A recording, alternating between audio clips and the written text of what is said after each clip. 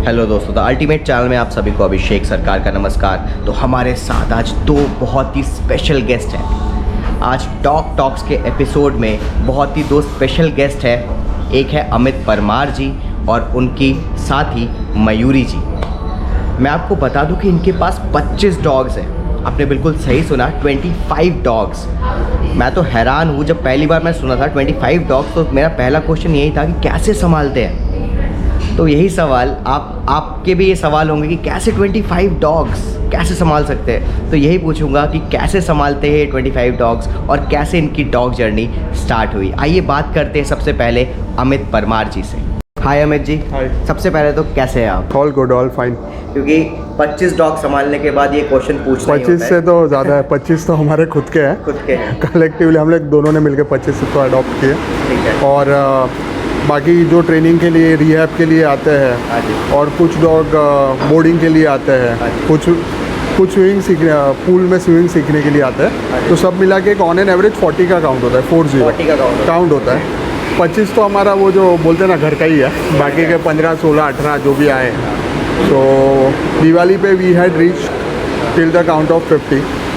हम लोग वहाँ तक पहुँचे थे। इतने बोर्डिंग और तभी ये टाइम लोग कोविड के बाद फर्स्ट टाइम इतना बाहर गए थे, तो इतना काउंट आया था। तो ये सब मैनेज करने के लिए क्या, फूड सप्लाई मैनेज करना पड़ता है। ठीक है। फूड चेन स्ट्रांग होना चाहिए। कोविड के after covid time we had made sure के हमारे पास कम से कम 1 महीने का सप्लाई रहे। अच्छा। 1 महीने का। अगर मेरे पास 40 डॉग है, 45 डॉग है, no issues, I should have that much supply. जो 25 डॉग है उसमें आधे से ज़्यादा तो रॉटवाइलर और पिटबुल्स हैं, जिनको कहीं ना कहीं अबेंडन किया गया था या कोई ना कोई एनिमल हॉस्पिटल से मैं या मयूरी उठा के लेके आए थे। उनको टेम्परामेंटल इश्यूज था। अच्छा। हम लोग ने सेटल किया and we had decided to adopt them, क्योंकि हमें पता है कि हाउ टू मैनेज देम। तो वो सारी चीज़ें हैं। तो मतलब इसमें मल्टीपल फैक्टर है। स्टाफ के साथ हमें भी लगे पड़े रहना पड़ता है, मुझे और मयूरी को, दोनों को। अब मेरा क्वेश्चन आपसे ये है कि आपकी डॉग लव की जर्नी कैसा रही? मैंने 2010 में जैसे मेरा इंजीनियरिंग कंप्लीट हुआ था, तो फर्स्ट डॉग मैं लेके आया लकी करके। Is a Indian Lucky Indian dog, indie dog. आज 12 साल के आसपास ऊपर है, 12 तो मिनिमम है। जब भी मेरे पास आया था 5 महीने का था। अच्छा। और अभी 2021 भी कंप्लीट हो चुका है ये टाइम। और कैसा है कि वो पहला डॉग आया तो मुझे खुद को तभी नॉलेज नहीं था कि डॉग क्या होता है। किसी ने फैमिली में डॉग रखा नहीं, किसी ने ये किया। I was the first person to get a dog. मेरी फैमिली छोड़ो, मेरी कम्युनिटी में मैं पहला था। मेरी मतलब जो मेरे क्लोज रिलेटिव्स, अंकल्स, आंटी सब है। तो बाद में वो सीखने के लिए कैसा है कि डॉग्स क्या होते हैं, कैसे होते हैं, उन्हें उनके बारे में सीखने के लिए मैंने लोकल NGO ज्वाइन कर लिया कि, और मैं भी, मेरा जो डॉग था वो स्ट्रे डॉग था। तो मुझे थोड़ा फीलिंग एक आया कि स्ट्रे डॉग को कितना प्रॉब्लम्स होते हैं बाहर। ठीक है। और फिर मैं नीचे एरिया के डॉग्स को देखना चालू किया। NGOs में जब भी हेल्प करता था वॉलंटरी बेसिस पे, तो वहाँ पे डॉक्टर से और स्टाफ से काफ़ी मेडिकल नॉलेज मिली कि ठीक है, डीवर्मिंग से लेके दूसरे, मतलब डीवर्मिंग का कैसे टाइम टू टाइम करना है, दूसरी बाथिंग और दूसरी चीज़ें हैं, और छोटे छोटे प्रॉब्लम्स कैसे आ सकते हैं सीजनल चेंज में डॉग को। तो वहाँ से वो सारी चीज़ें सीखी। तो मतलब वो बोलते हैं ना, एक लर्निंग पीरियड रहता है आदमी का कि हर वीकेंड पे जाना। अच्छा। या जब भी कोई ऐसा पब्लिक हॉलीडे या मतलब बैंक हॉलीडे की जो छुट्टी होती है, तभी 2-4 घंटा जाके स्पेंड करना। तो कैसा होता है कि एक आपको सिस्टम भी समझने लगता है कि एक पूरा वेलफेयर का सिस्टम कैसे काम करता है। तो वैसे करके स्टार्ट हुआ। और ये जर्नी में कैसा है कि देखो, ये सारी चीज़ों में, वेलफेयर में भी दुनिया भर की पॉलिटिक्स होती है, आपको पता है। तो एकदम। एक पॉइंट के बाद आप भी बेयर नहीं कर पाते, लोगों को मन उठ जाता है। और फिर आदमी सोचता है कि नहीं, कुछ बेटर करना है। तो एक एनिमल हॉस्पिटल में भी वॉलंटियरिंग करता था। तो over the period of time मुझे एक चीज़ समझी कि जो बड़े डॉग होते हैं, डॉबरमैन, रॉटवाइलर्स, इवन पिटबुल का तो नाम ही ख़राब करके रख दिया इन लोग ने। तो ये सारे डॉग्स का एक टैबू बना के रख दिया इन लोग ने, एक हवा फैला दी है कि डेंजरस डॉग, एग्रेसिव डॉग। और बहुत डॉग के कैनल के बाहर में वॉलंटरी बेसिस पे जाता था, तो वहाँ पे मराठी में लिखा रहता है डॉग चावरा है। मतलब इट मीन्स काटने वाला कुत्ता है, ये चबाएगा आपको, काटने वाला कुत्ता है। एक ऐसा बोर्ड मारा रहता है। एक तो डॉग अबेंडेंट है और पैक हो गया, कन्फाइंड हो गया, उसके ऊपर बोर्ड मार दिया। मतलब ना तो कोई स्टाफ जाने से रहा, ना कोई पैरामेडिकल उसके हाथ लगाने से रहा, और ना वॉलंटियर तो दूर की बात है। तो वहाँ पे मैंने ये नोट किया कि this dogs are dying slowed है। एक कोने में पड़े मतलब आप ही सोचो कि वहाँ से आजू बाजू दिन में 50 लोग जाते हैं पर कोई उसको देखता नहीं है, कोई पूछता नहीं है। तो मैंने वो टाइम पे देखो तभी वो टाइम पे मैंने काफ़ी लोगों को कांटेक्ट करने का ट्राई किया। अच्छा। जो डॉग फील्ड में पहले से थे, जो बिहेवियरिस्ट थे, ट्रेनर थे, और मैंने ट्राई किया कि देखो वो जो डॉग को मैं देखता था उनको मैं खाना अपने खुद के खर्चे से देता था। अच्छा। क्योंकि NGOs में और कोई न्यूट्रिशन फूड रहता है। एक रॉटवाइलर एक सादे पेडिग्री पे या चापी पे ज़िंदा नहीं रह सकता, वो दूध भात दही भात पे नहीं जी सकता। तो वो डॉग को मैं क्या करता था, मैं खुद खिलाता था, मैं खुद राउंड मारने के लिए निकालता था, एक रेपो बिल्ड करता था उनके साथ। तो मुझे एक फीलिंग आने लगी यार ये निगलेक्टेड डॉग है, उसकी ब्रीड की वजह से क्यों निगलेक्ट करें। और बाद में मुझे समझा कि कुछ एक डॉग को थोड़ा बिहेवियरल इशू है, करेक्ट। NGOs वगैरह में आपका एक्सपीरियंस उतना अच्छा नहीं रहा कि वो लोग बड़े डॉग को आज की डेट में भी मुझे नहीं लगता कि वो हैंडल कर पाते होंगे। अच्छा। शायद अगर डॉग का टेम्परामेंट ठीक है तो हैंडल हो जाएगा, अगर डॉग का टेम्परामेंट प्रॉब्लमेटिक है तो नहीं हैंडल हो पाएगा उनसे।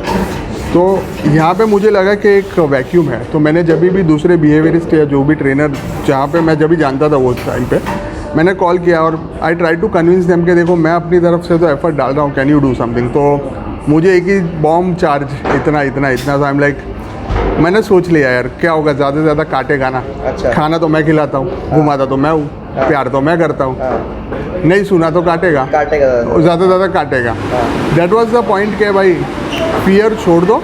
अच्छा। करना है देखो, बचाना है तो पूरी तरीके से बचाना है। ऐसा नहीं है कि उसका टेम्परामेंट ख़राब छोड़ दूँ, खाली खाना पीना, वो अपना मतलब निकाले मेरे से और मैं खाली प्यार करता रहूँ बस और कुछ, तो आगे उसकी लाइफ क्या होगी। जब भी मैं बॉम्बे में था तभी मैं मल्टीपल डॉग्स रखता था, पर अगर ख़राब टेम्परामेंट के डॉग को मैं भी कैसे घर पे रख पाऊँगा, वैसा होता था।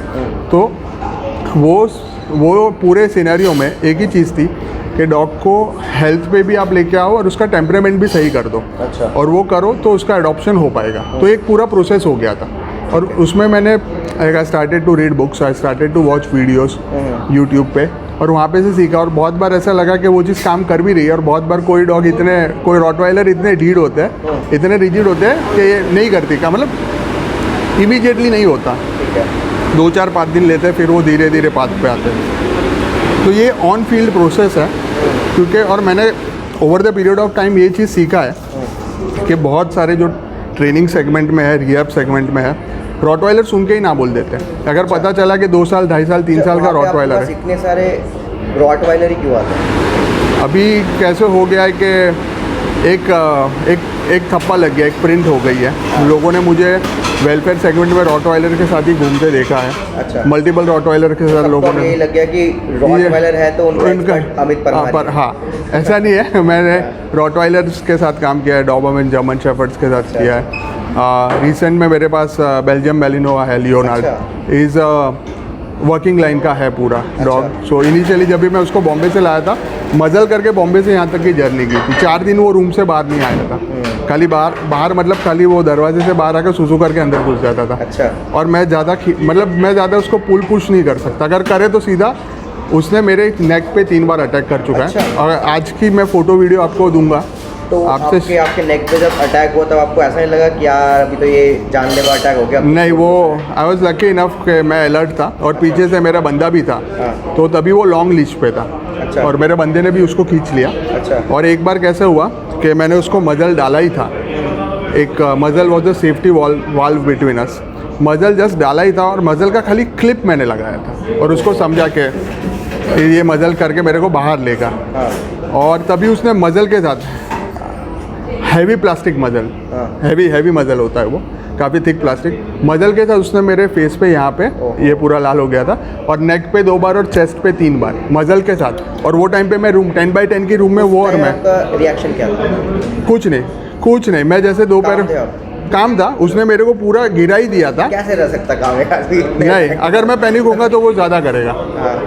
मेरा प्रायोरिटी था कि मुझे 2 पैर पे खड़ा होना है बस। अच्छा। एक बार मैं खड़ा हो गया, वो देख रहा है कि उसने मेरे को मल्टीपल टाइम ये किया, क्योंकि जब भी मैं क्लिप करता हूँ तभी मैं थोड़ा बेंडिंग पोजीशन में रहता हूँ। वो पोजीशन पे उसको ये सब टारगेट करना आसान हो गया था। उसने मजल के साथ टारगेट किया, ही अंडरस्टूड के मजल निकल नहीं रहा है।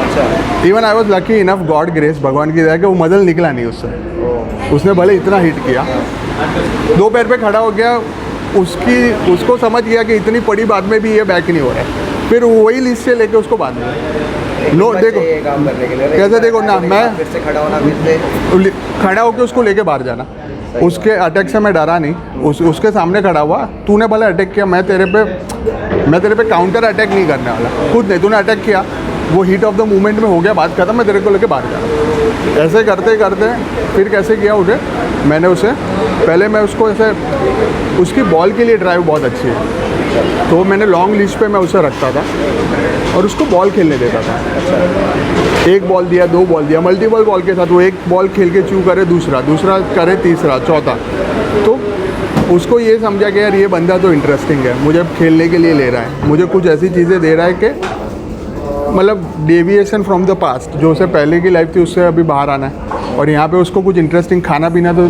है ही अच्छा, और उसके अलावा ये खेलने में, मतलब उसकी जो प्लेनेस की ड्राइव थी, जो खेलने की उसकी ड्राइव थी, उसको लेके आगे गया। और बाद में मुझे धीरे धीरे समझा कि उसको बाइट उसकी अच्छी है, तो बाइटिंग पिलो में लेके आया। बाइटिंग पिलो को मैं खाली ऐसे हाथ में पकड़ूँ ना, वो पूरा लटक जाए, मैं 6 फीट की हाइट में पकड़ूँ, ऐसे ऊपर एक लटकेगा। I will share his photo video, जो पहले के उसके थे कि मजल के साथ वो कैसा था, और अभी तो कैसा है कि बिना मजल के मैं उसे कोई भी पब्लिक प्लेस पे लेके जा सकता हूँ और कहीं पे भी जा सकता हूँ। देखो मेरा बोलने का मतलब कैसा है कि लोग जनरली डॉग को अबेंडन कर देते हैं, छोड़ के आ जाते हैं, कोई एनजीओ में, कोई एनिमल हॉस्पिटल में, और ये जो है कोई भी animal hospital NGO, they are already over burden with the cases, कोई भी हो सकता है। मैं अप्रिशिएट करता हूँ वो जो काम करता है, पर वो हर एक चीज़ नहीं कर सकते, ठीक है, तो ये एक उनका भी लिमिटेशन है। और आई रिक्वेस्ट कि कोई भी ऑर्गेनाइजेशन है, कोई एक सिटी में है, तो they should coordinate with a person who can do, like Delhi में अभिनव है, तो अगर दिल्ली बेस्ड एनजीओ उनसे कोऑर्डिनेट करे और उनके साथ वो एक टीम वर्क करे, जिससे अभिनव को भी एक ही इज़ वेरी पैशनेट, तो उनको भी एक सेटिस्फेक्शन मिलेगा कि एक लाइफ बच गया, एक डॉग रिहेब हो गया, उसको घर मिल गया। ये कैसा है ना, हैंड इन ग्लव्स वाली चीज़, अगर मिल के करेंगे तो और अच्छा होगा। अभी बॉम्बे में कैसा होता है, बॉम्बे में रॉटवाइलर के केस आते हैं, डायरेक्टली इनडायरेक्टली फ़ोन आना ही है मुझे, कभी लगता है कि भाई ये चेन कभी टूटेगी। मेरे को लगता है आगे जाके आपका नाम हो जाएगा अमित परमार, द रॉटमैन। मुझे प्यार से रोटी डैडी भी बोलते हैं लोग, नहीं बोलते हैं, तो वो एक चीज़ है। तो वैसा आज के scenario, but I feel more people to get into this, और ये कॉपरेशन के साथ ही होगा, उसके बिना ये होना नहीं है। मैं कोई प्रोफेशनल, मेरे को इसमें से कोई, मुझे या मयूरी को कोई $1 मिलियन कुछ होता है, मिलता नहीं है। What ever money comes it goes toward the maintenance of the place, मेरे स्टाफ को है। कैनल के ऊपर अभी मैं आऊँगा, उससे पहले मैं मैम से पूछ लेता हूँ कि उनकी डॉग लव की जर्नी क्या रही। मैम, आपकी डॉग लव की जर्नी कैसे स्टार्ट हुई? एक्चुअली तो मेरे पास जब मेरा फर्स्ट डॉग आया था, लैब्राडोर था, और 1 मंथ का मैं उसको लेके आई थी घर पे। अच्छा, तो मेरे लारा या तो यस नो तो उसके साथ पहले इतना अटैचमेंट नहीं, हाँ छोटा बेबी है, उसके साथ खेलती थी, उसको संभालना है, वो सब ठीक है, बट उसके साथ अटैचमेंट मुझे कब हुआ, वो जब 5 इयर्स का हुआ ना, तब मुझे उसके साथ ज़्यादा अटैचमेंट हुआ। वो जब एक्चुअली वो जब 2.5 साल का था, तब उसको फर्स्ट टाइम हार्ट अटैक आया था, तो मुझे लगा कि नहीं यार, उसको और अटेंशन की ज़रूरत है। तो उसको क्या सिर्फ खेलना है, बाकी कुछ समझ में, वो बहुत नॉटी था। तो मैं बोला तेरे को जो करना हो कर, लेकिन मैं मेरे साइड से मैं जितना कर सकती हूँ मैं तेरे लिए करूँगी। तो तब से मैंने उसके लिए भाई मेडिकल, उसको कितना अटेंशन देना है, वो सब मैंने स्टार्ट किया। फिर जब वो 6 इयर्स का था तो उसको UTI प्रॉब्लम आया, लेकिन कुछ प्रॉब्लम की वजह से वो डायग्नोस नहीं हो पा रहा था। उसको ऑलमोस्ट 20 डेज़ तक वो प्रॉब्लम चला, और बाद में उसको रिकवरी है, और सडनली वो रिकवरी के बाद उसका लीवर डैमेज होना स्टार्ट हो गया। तो उसके बाद फिर तब मुझे लगा कि नहीं यार, मुझे और भी उसमें इन्वॉल्व होना है। तो जैसे भी डॉक्टर्स उसको कोई मेडिसिन या ऐसे देते थे, तो मैं वो ना गूगल पे सर्च करती थी कि भाई ये चीज़ क्या है, कैसे करनी है, उसको ये प्रॉब्लम है तो उसमें क्या क्या हो सकता है। वैसे करते करते मैं मेडिसिन में थोड़ा मुझे बहुत इंटरेस्ट भी आने लगा। देन जब वो 9 इयर्स का हुआ तो उसको टिक फीवर हुआ। वो टिक फीवर भी मतलब इतना ई कैनिस बोलते हैं उसको, तो उसको इतना सीवियर हो गया था कि डॉक्टर ने बोल दिया कि ये हार्डली 5 to 6 आवर्स है, वो नहीं बचेगा। हाँ, तो मैं एक बहुत सीनियर डॉक्टर के पास उनको लेके गई थी, तो उन्होंने बोला कि 5% चांसेस है। मैं बोला सर कितने, 1% चांस पे भी मुझे उसको बचाना है। तो इसे ठीक है हम लोग ट्राई कर रहे हैं। तो उन्होंने फिर ट्रीटमेंट स्टार्ट किया और एवरी ट्रीटमेंट के बाद वो मुझे पूछते थे कि कितना। मैं बोला सर आपने फर्स्ट ट्रीटमेंट किया उसमें 2% मुझे होप दिखा है कि मे बी शायद वो हो जाए। तो हम लोग करते करते उसको टोटल 40 बॉटल्स चढ़े थे, 21 डेज तक उसका ट्रीटमेंट चला। और बीच में उसका लीवर भी 90% डैमेज हो गया, किडनी पे भी इफ़ेक्ट आ गया था। तो वो करते करते फिर उसको बाद में फिर पैरालिसिस भी हो गया। तो उसमें से भी फिर मैंने उसको मसाज और ये सब थेरेपी दे के उसको खड़ा किया। बट 2 महीने के बाद उसको सडनली रियकर हुआ टिक फीवर, उसमें फिर वो चला गया। और वो उसका ये रीज़न, वो लारा ना मेरे बिना रह ही नहीं पाता था। मैं बाहर जब जाती थी ना, मतलब 5 इयर्स का हुआ ना, उसके बाद उसको ना एक मतलब लाइक वो सिर्फ मुंह से बोल नहीं सकता था कि ये मेरी मम्मा है। हाँ, उतना वो यस, अगर मैं बैठी हूँ ना, कोई भी उसको चलो लारा घूमी जाएंगे, वो नहीं उठेगा, मतलब नहीं उठ रहे, वो उसकी मम्मी के साथ ही जाएगा। He was purely mama's boy. तो वहाँ से आपकी डॉक्टर यस। और जब वो गया ना, तब मैंने सोचा कि ये मेरे बिना नहीं रह सकता, तो और कितने ऐसे बच्चे होंगे जो पेरेंट्स के बिना रह ही नहीं सकते। तो फिर मैंने हॉस्टल का प्लानिंग किया और वो गया बाद में। तो एक्चुअली मैं भी घर में अकेले नहीं रह पा रही, तो वेरी नेक्स्ट डे मैंने 5 मंथ्स का गोल्डन रिट्रीवर मैंने उसको अडॉप्ट किया। एक्चुअली उसको अडॉप्ट इसलिए किया कि उसको स्किन का बहुत सीवियर इशू था। तो मैं बोला चलो कोई बात नहीं, मैं 100% डालूँगी, मैं ट्राई करूँगी कि वो ठीक हो जाए। तो उसको ऑलमोस्ट 6 मंथ ट्रेनिंग, उसका ट्रीटमेंट चला था और एवरी 3rd या 4th डे मुझे उसके बात करवाना पड़ता। तो ये सब 6 मंथ्स तक चला। तो वैसे करते करते वो फुली रिकवर हो गया। और तब मेरी एक्चुअली मेरे एक फ्रेंड के थ्रू मेरी अमित से बात हुई, और हम लोग क्या है ज़्यादा लाइक मेडिसिन के टॉपिक पे हम लोग ज़्यादा बात करते थे। तो मुझे लगा यार कोई दूसरा भी बंदा है जिसको ये सब में इंटरेस्ट है कि भाई बच्चों को टैकल करना कैसे है, वो बीमार पड़ते हैं तो करना कैसे है। तो वैसे होते होते 2-3 महीने तो सिर्फ हमारी ऐसे ही फ़ोन पे पड़े। फिर हम लोगों ने सोचा, फिर मैंने बोला कि यार मैं ऐसे हॉस्टल का प्लानिंग कर रही हूँ। तो ही सेड ओके। फिर वो एक बार मतलब सूरत विज़िट पे भी आया। मैं बोला मैं ऐसे प्लान कर रही हूँ कि कैनल सिस्टम हो, ये हो, वो हो, लाइक। तो ही सेड ओके कि करो आगे, लाइक मैं हेल्प करूँगा। फिर धीरे धीरे हम लोग इतना मतलब डॉग्स में दोनों मिलके इतना इन्वॉल्व होते गए। तो फिर मैंने फाइनली उनको बोला कि एक काम करो, तुम अभी सूरत आओ जाओ, हम दोनों मिलके हॉस्टल रन करेंगे। तो वैसे हमारी जर्नी, मेरी हॉस्टल को लेके मेरी जर्नी ऐसे स्टार्ट हुई। और बाद में जब हॉस्टल स्टार्ट हुई उसके बाद फिर लाइक उसको जो रॉटवाइलर के लिए जो कॉल आते हैं, तो मैं बोला देख अपने पास जगह है, मैं बोला जगह मेरे पास है, टैलेंट तुम्हारे में है। तो अगर हम लोग क्लब हो जाएंगे ना, तो बच्चों के लिए बहुत इजी हो जाएगा। हाँ, और मैंने बोला जो इतने अग्रेसिव रॉटवाइलर आ रहे हैं ना, तो वो मुझे नहीं लगता कि और कोई कहीं पे इतना मतलब लाइक इजीली सेटल हो जाएंगे। हम लोग ट्राई करेंगे उनको अच्छा सा लाइक घर मिले। मैं बोला नहीं मिले तो भी कोई टेंशन नहीं है, अपने पास जगह है, वो अपनी पूरी लाइफ यहीं पे रहेंगे हमारे साथ। तो वैसे करते करते हम लोगों ने मिल के 25 डॉग्स को अडॉप्ट कर लिया है। तो मैं अभी पूछना चाहूँगा कि जैसे आप हॉस्टल चलाते हैं डॉग्स के लिए, तो आप कैसे मैनेज उसको करते हैं, खर्चा क्या होता है, कैसे मैनेज करते हैं? जो अगर 30+ डॉग्स है तो स्टाफ भी उतना लगता है। 4 लोगों का स्टाफ मेरा 24 आवर का है। अच्छा। और 2 स्टाफ ऐसे हैं जो दिन में 12 घंटे काम करते हैं। अच्छा। जो मॉर्निंग 8 से नाइट 8 तक आते हैं। कुल मिला के आपका 6 लोगों का स्टाफ है। और फील्ड पे मैं रहता हूँ, या मयूरी रहती है, इन माई एब्सेंस वो फील्ड पे रहती है। रात को मैं खुद हॉस्टल पे वहीं पे फैसिलिटी पे ही वहीं पे मैं सोता हूँ। अगर मैं नहीं हूँ, मैं सिटी से बाहर हूँ, मैं कोई बिज़नेस कॉल या मीटिंग में हूँ, कुछ भी है, तो मयूरी आगे जाके मतलब नाइट स्टे वहाँ पे करती है। इसमें क्या है कि वी मेक श्योर के सिर्फ स्टाफ के भरोसे ना रहे। हम में से कोई एक हो, कुछ भी प्रॉब्लम है, कोई भी इशू है, 24/7 वहाँ पे कार ड्राइवर है। किसी को कुछ भी आधी देखो प्रॉब्लम्स बोल के नहीं आती, कभी किसी को कुछ आगे आधी रात को ठंड कुछ भी इशू हुआ तो हम लोग फटक से लेके डॉक्टर के पास भी जा सकते हैं। ऐसा यूजुअली होता नहीं है, but we are ready for the call.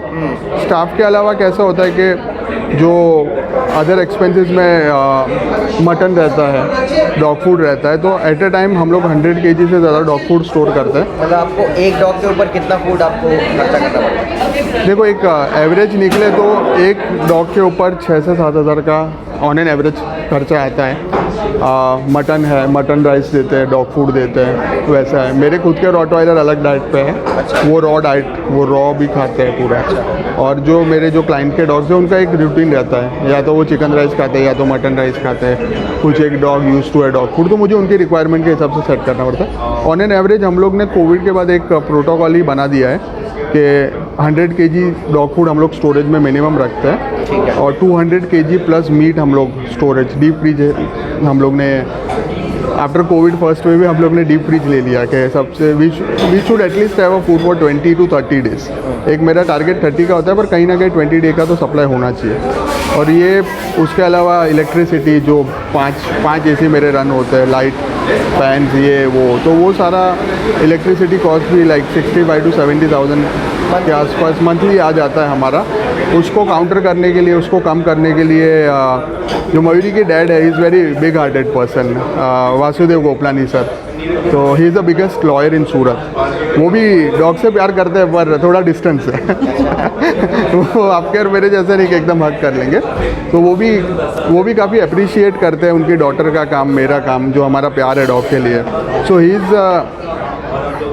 Is a silent supporter. वो भी काफ़ी अप्रिशिएट करते हैं हमारे काम को। तो सोलर वाला आइडिया उनका ही था और उन्होंने ही पूरा सोलर स्पॉन्सर किया। इलेक्ट्रिसिटी आपको कितना जाता है उसमें से? जो मंथली जो हमारा इलेक्ट्रिसिटी यूज़ है उसका 50% सोलर से जनरेट होता है। अच्छा। और 50% जो हमारा ग्रिड से आता है। फ्यूचर में हमारा प्लानिंग है कि 100% to shift on solar, but it will take some time. और ये तो मैंने आपको डिफरेंट सेगमेंट बोले, but she is the one, Mayur is the one वो हैंडल एंटायर मैनेजमेंट। मतलब स्टाफ का सिंक्रोनाइजेशन, किसका ड्यूटी क्या है, कौन से टाइम पे क्या करेगा, क्या नहीं करेगा, वो सारा का सारा वो देखती है। पूछते हैं आप कि वो स्टाफ वगैरह वो कैसे वो डॉग्स का फूड भी मैनेज करती है कि क्या है क्या नहीं है। हाँ, या एक्चुअली मैं ये डिसाइड करती हूँ कि कौन सा बैच फर्स्ट आएगा। सबसे पहले हम लोग मतलब हमारे हॉस्टल में ये सिस्टम है कि कभी भी कोई भी डॉग ना अगर बाहर आता है प्ले टाइम में तो वो अकेला ना आए, कोई बंदा कंपलसरी वहाँ पे रहना चाहिए, ठीक है। और रॉटवाइलर, स्पेशली रॉटवाइलर को हम लोग सिंगल बाहर लाते हैं क्योंकि दे कि रॉटवाइलर कभी भी फाइट हो जाती है। सो मॉर्निंग 6 से हमारा रूटीन स्टार्ट हो जाता है। हाफ एन आवर के लिए सिंगल बच्चा मतलब लाइक सिंगल रॉटवाइलर बाहर रहता है। मीनवाइल उसकी वो जो जहाँ पे जो कैनल में रहता है तो वो कैनल उसकी क्लीन हो जाती है। फिर वो अंदर जाएगा, थोड़े टाइम के बाद उसको हम लोग पानी देते हैं, फिर उसके थोड़े टाइम के बाद उसको मील सर्व होता है। ओके, वैसे करते करते हम लोग सिंगल रॉटवाइलर का शेड्यूल कंप्लीट करते हैं। फिर मेरे मतलब हॉस्टल में हमने ये सिस्टम बनाया कि जितने भी गोल्डन रिट्रीवर है, लैब्राडोर है या लाइक बीगल है, तो उनको हम लोगों ने लाइक कैनल सिस्टम है मेरे यहाँ, तो एक साथ हम लोग निकालते हैं। उसमें से भी जो लैब्राडोर या गोल्डन रिट्रीवर जो मिक्स हो जाते हैं, फ्रेंडली है, उनको एक सेक्शन में रखते हैं। और जो थोड़े हाइपर हैं या सेट नहीं हो रहे हैं दूसरों के साथ, तो उनको अलग सेक्शन हम लोग दे देते हैं। और कम से कम 2 बंदे जब बच्चे बाहर आते हैं प्ले टाइम के लिए, तो उस टाइम पे 2 बंदे कंपलसरी वहाँ पे रहते हैं। और बाकी के 2 बंदे, एक बंदा उनका फूड रेडी कर रहा है और दूसरा बंदा उनकी कैनल क्लीन कर रहा है। तो सेम शेड्यूल मॉर्निंग में रहता है और सेम शेड्यूल इवनिंग में रहता है। और बच्चों का खाना कब खिलाना है, कौन से बच्चे को कब जाएगा, कौन से बच्चे को कितने ग्राम्स जाएगा। अगर कोई बच्चा बहुत हैवी वेट है तो उसको हम लोग ट्राई करते हैं।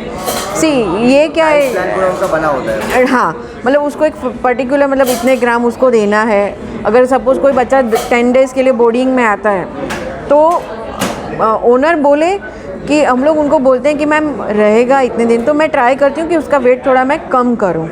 ओके, तो वैसे हम लोग पूरा, अगर किसी को वेट बढ़ाना है तो हम लोग उसको पहले इन्फॉर्म कर देते हैं ओनर को।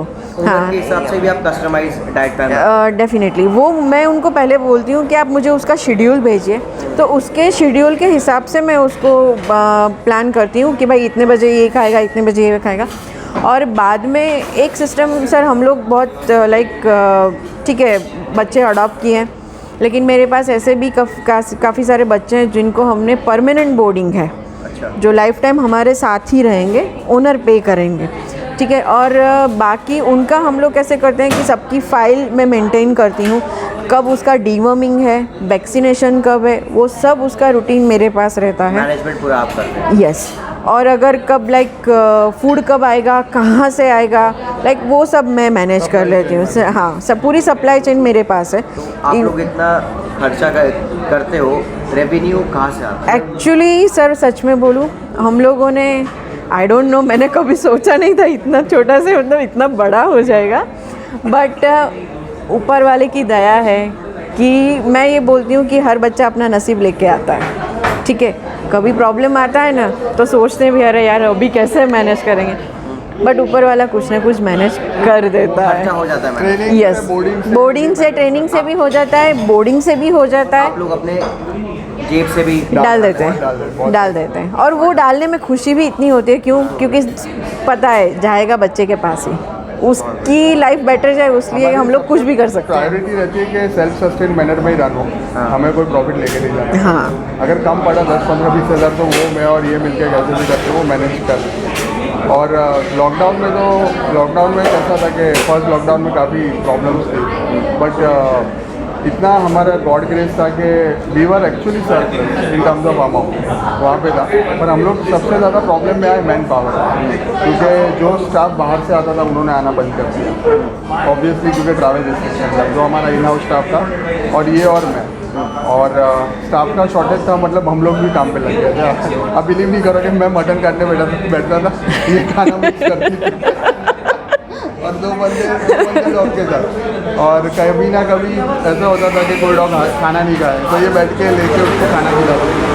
तो बहुत सारा बोलते था स्टाफ के छोटे छोटे काम है, कि डॉक्टर सप्लीमेंट फिक्स करना ही है, मतलब छोटे छोटे काम उससे और मैंने डिवाइड कर दिया। और जब स्टाफ ज़्यादा था तो एक ईजीनेस रहता है, पर ये जो कोविड का फर्स्ट वेव का 1.5 महीना काफ़ी टफ गया। एक सेक्शन था डॉग का, वहाँ पे मैं सोता था, विथ रॉट के रूम है, वहाँ पे रॉटवाइलर और बड़े डॉग रहते हैं, तो वहाँ पे मैं सो जाता था एक खटिया डाल के, गद्दा डाल के। और दूसरा सेक्शन है जहाँ पे दूसरे डॉग सब रहते थे, बोर्डिंग के या ट्रेनिंग वाले या दूसरे अडॉप्टेड भी हमारे, तो दूसरे सेक्शन में वो सो जाते हैं। मतलब वो बोलते हैं ना, स्टाफ वाला काम भी हम लोग ने किया है। एक चीज़ मैं आपको बोलता हूँ, बीइंग अ गुजराती, एक चीज़ हमें बचपन से सिखाई जाती है कि अगर आपका खुद का वेंचर है, आपकी खुद की जगह है, वहाँ पे झाड़ू भी मारना पड़े ना, मारो, वो शर्म नहीं होनी चाहिए। अगर आप झाड़ू मारने से नहीं शर्माओगे ना तो आप कोई भी काम करने से नहीं शर्माओगे। और एक हम लोग में ये है, हम लोग ने वो टाइम भी देखा है कि it was a tough time having a multiple dog, limited staff. Food supply तो चलो के रिस्ट्रिक्शन से बाहर आ गया था, पहले रिस्ट्रिक्टेड था, फिर एनिमल फूड एंड सप्लाई को भी इन लोग ने इमरजेंसी ये एसेंशियल में डाल दिया, तो वो सप्लाई तो मिलने लगी, पर बाकी का काम तो हमें ही देखना है। वो एक्सपीरियंस एक अलग ही चीज़। Actually I want to tell you something, बाकी मैं कंपैरिजन नहीं कर रही हूँ। हम लोग बच्चों को जब भी बोर्डिंग में लेते हैं ना, हम लोग कभी फॉर्म साइन नहीं करवाते हैं, ठीक है। मैं ओनर को बोलती हूँ सर आपको अगर ट्रस्ट है कि मैं हैंडल कर लूँगी तो आप बच्चे को यहाँ पे बोर्ड करो। और मैं ओनर को सामने से बोलती हूँ एटलीस्ट आपका बच्चा कहाँ पे रह रहा है, 10 दिन के लिए आप उसको बोर्ड कर रहे हो तो एटलीस्ट सर आप एक बार तो कैनल विजिट करो ही करो, क्योंकि आपको पता चलना चाहिए कि बच्चा रहेगा कैसे, किसके साथ रहने वाला है, वो कैसे मतलब मैनेज होगा ये सब। तो ये मतलब मैं एज ए मतलब हॉस्टल ओनर हूँ, तो मैं सबको यही बोलती हूँ कि एटलीस्ट आप एक बार विजिट करो, ये नेसेसरी है। ओके, तो हम लोग ज़्यादा मतलब ट्रस्ट पे ही काम करते हैं सर। मैं कभी फॉर्म साइन नहीं करवाती हूँ, वो मेरे पास आया, अभी वो मेरा बच्चा है। ओके, तो दिस इज़ द वे जब हम काम करते हैं। तो फ्रेंड्स, आप लोगों ने देखा, बहुत सारी बातें की हमने, कैसे मतलब एक छोटे से डॉग अडॉप्ट करने के बाद से कैसे 25 डॉग को पालना, उसके बाद एक केनल रन करना, हॉस्टल रन करना, इतने सारे डॉग्स का ख्याल रखना, उनका खर्चा भी उठाना, उनके लिए मतलब एक ज़िंदगी देना डॉग्स को, कैसे अमित जी और मयूरी जी कर रहे हैं। मतलब वो हम सबको इंस्पायर भी किया उन्होंने कि मतलब कैसे अगर चाहो तो पैसा आ जाएगा यार, पैसा हो जाएगा, सब कुछ मैनेज हो जाता है, बट स्टार्ट करना इज़ इम्पॉर्टेंट। जब मेरे ख्याल से उन्होंने भी स्टार्ट किया था, तब भी उन्होंने ये नहीं सोचा था कि मैं इससे कुछ रिटर्न आएगा, या मैं अगर 25 डॉग हो जाते, 50 डॉग हो जाते तो मैं कैसे देखूँगी। बस कहते हैं ना, घर से निकल गए, कारवा बनता गया। तो बस उन्होंने स्टार्ट किया और फिर अपने आप सब मैनेज होता जा रहा है। उन्होंने कभी कभार अपने जेब से भी लगाया, अभी भी अपने जेब से लगा रहे हैं, और मतलब हैट्स ऑफ। मैं तो कहता हूँ कि अगर आपका भी कभी मन हो कि जैसे बहुत सारे लोग कमेंट्स में लिखते हैं कि मेरे को डॉग्स के लिए बहुत कुछ करना है, मेरे को ये करना है, मेरे को वो करना है, भाई बड़ा मत करो, छोटा करो, छोटे से स्टार्ट करो, बड़ा अपने आप हो जाएगा। तो और ऐसे इंटरेस्टिंग वीडियोस देखने के लिए सब्सक्राइब कीजिए हमारे चैनल को। जय हिंद।